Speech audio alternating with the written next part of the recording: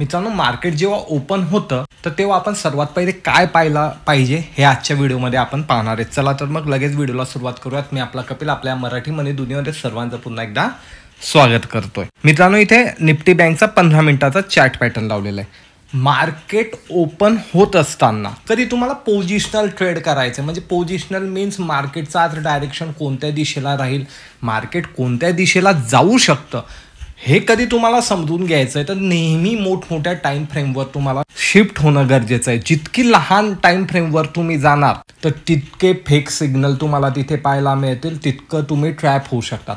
लहान time frame कधी use करायची असते, आपल्याला स्कॅल्प करायचं आहे तर सगळ्यात बेस्ट लहान टाइम फ्रेम आहे. लवकर एंट्री होतोय आणि लवकर आपण त्यामधनं एक्झिटही होऊ शकतो. पण कधी तुम्हाला पोझिशनल ट्रेड घ्यायचा आहे तर पोझिशनल ट्रेडसाठी किंवा मार्केटचं डायरेक्शन समजून घ्यायचं आहे तर त्यासाठी तुम्हाला मोठ्या टाइम फ्रेमवर जायला हवं. इंट्राडेसाठी सर्वात मोठी टाइम फ्रेम कोणती आहे? 15 मिनिटाची. आणि त्यानंतर तुम्ही 1 तासाच्या टाइम फ्रेमवर सुद्धा शिफ्ट होऊन ओव्हरऑल मार्केटचं ट्रेंड इथे पाहू शकता. ज्याप्रमाणे मी आता इथे 1 तासाची टाइम फ्रेम लावलेली आहे तर त्यामध्ये पण तुम्ही येऊन मार्केटचं ट्रेंड इथे पाहू शकता. जितक्या मोठ्या टाइम फ्रेमवर येणार आहे मित्रांनो तेवढं तुम्हाला चांगलं कन्फर्मेशन पाहायला मिळणार आहे. हे आपण इंट्राडेला कशा प्रकारे ट्रेड करायचं त्यासाठी पाहू शकतो. आता आपण परत 15 मिनिटाच्या टाइम फ्रेमवर आलो आहे मित्रांनो. आणि 15 मिनिटाचा टाइम फ्रेम आले की जी पहिली 15 मिनिटाची कॅन्डल असते ना तर तिला नेहमी आपल्याला मार्क करायचं. आता मार्क का करायचं याच्या मागचं लॉजिक समजून घ्या. मार्केट जेव्हाही ओपन होतं ना मित्रांनो तेव्हा ते खूप व्होलटाईल असतं, म्हणजे खालीवर जात असतं, कारण प्रेशर त्यामध्ये भरपूर असतं. कोणी पोझिशन बाय केलेले असतील आदल्या दिवशी त्या ते एक्झिट करतात, कोणी नवीन पोझिशन बनवत असतात. त्यामुळे ना पहिले 15 ते 20 मिनिटं ना मार्केटमध्ये मोमेंटम खूप आपल्याला पाहायला मिळते. आणि कधी तुम्ही त्या रेंजला कधी मार्क करायला शिकलात तर आपण तिथे ट्रॅप होण्यापासून वाचू शकतो. कारण त्यामध्ये जे पण पोझिशन इन आणि आउट व्हायचं असतं त्या सर्व गोष्टी या 15 मिनिटामध्ये मोस्ट ऑफ द टाइम इथे सेटलमेंट होतात. आणि मार्केट हळूहळू तुम्ही नेहमी पाहिलं असेल स्लो होताना आपल्याला इथे पाहायला मिळतं. जसं की तुम्ही लाईव्ह मार्केट चालू आहे, तुम्ही पाहू शकतात की मार्केटने इथे हॅमर कॅन्डल बनवली आहे.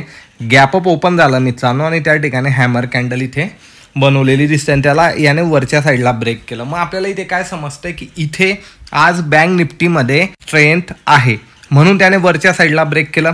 त्याचप्रमाणे कधी तुम्ही आता मागच्या दिवसाची कॅन्डल 15 मिनिटाची तिची रेंज कधी मार्क केली तर तुम्हाला इथे समजते रेंज ब्रेक झाल्याबरोबर इथे सेलिंग प्रेशर होतं आणि मार्केट स्लो आणि स्टडी खालच्या दिशेला येताना दिसलं. आता यामध्ये एक गोष्ट लक्षात ठेवायची आहे, जेव्हाही आपल्याला अशा मोठ्या रेड कॅन्डल दिसतात त्यानंतर एक ग्रीन कॅन्डल पाहिल्या तर तुम्ही काय म्हणू शकता, पोल अँड फ्लॅग पॅटर्न इथे बनलेला आहे. याच्यावर एक डेडिकेट आपल्याकडे चार्ट पॅटर्नची प्लेलिस्ट आहे, तिच्यामध्ये पोल अँड फ्लॅग पॅटर्न समजवलेला आहे. तर इथे ना ग्रीन कॅन्डल बनताय म्हणजे बाईंग होते पण त्यामध्ये स्ट्रेंथ नाही मित्रांनो, स्ट्रेंथच नाही. म्हणून त्या कॅन्डलची कधी तुम्ही साईज पाहिले तर किती नॅरो आहे. परत रेड कॅन्डल मोठी बनली, परत इथे ओव्हरऑल मार्केट स्लो झालं. म्हणजे मला पहिल्या 15 मिनिटाच्या कॅन्डलने एक डायरेक्शन सांगून दिलं की मार्केटला कुठे मूव्ह करायचं आहे.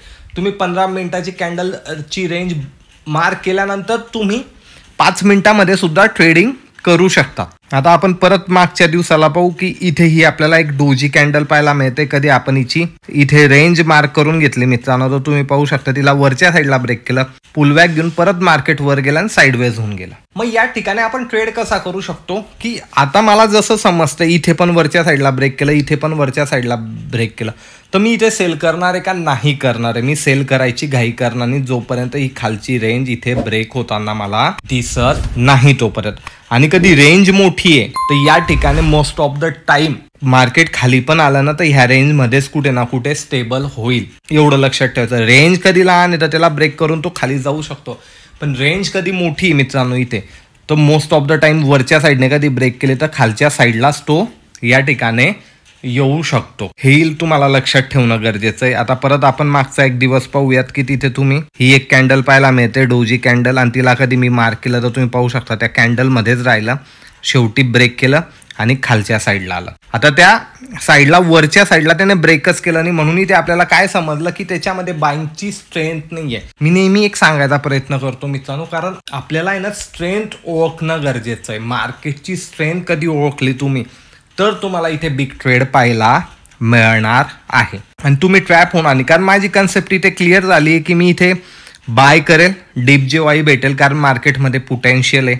इथे पहिल्याच कॅन्डलने रेड कॅन्डल बनल्यावर सेकंड कॅन्डलनेच ब्रेक केलं, म्हणजे जेव्हाही लगेच ब्रेक केलं ना मित्रांनो, तर तेव्हा आपल्याला पहिल्याच 1 तासामध्ये मोमेंटम पाहायला मिळते. आणि जेव्हा ब्रेक करत नाही, इथे पाहू शकता तुम्ही, तर आपल्याला सेकंड हाफमध्ये म्हणजे 12 12:30 नंतर इथे मोमेंटम पाहायला मिळू शकते. म्हणून आपण इथे घाई गर्दी करायची नाही. भरपूर टायमाला कसं मार्केट ओपन झाल्यावर साईडवेज होऊन जातं पहिलं सेशन, काही टायमाला पहिल्यांदा मोमेंटम देतं आणि एंडिंगच्या सेशनला साईडवेज होतं. तसं की तुम्ही ते पाहू शकता एंडिंगच्या सेशनला साईडवेज झालंय, या ठिकाणी पण एंडिंगच्या सेशनला साईडवेज झालेलं आहे. फार क्वचित दिवस असतात की मार्केट फुल डे ट्रेंडिंग राहतं, म्हणजे वन साइडेड फुल डे राहतं. त्या दिवशी न्यूज वगैरे काहीतरी मोठा इव्हेंट असतो, त्याच दिवशी या गोष्टी राहतात.